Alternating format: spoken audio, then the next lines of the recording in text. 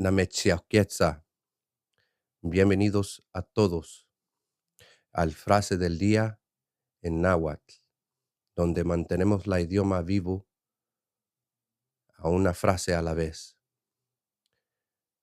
La palabra de hoy que vamos a utilizar será Xinechtlahtlani, Xinechtlahtlani, Xinechtlahtlani.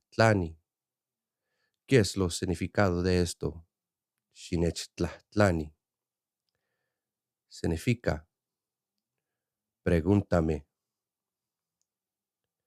Ahora, aún silábica forma. Xinechtlahtlani. Xinechtlahtlani. No mames, güey. La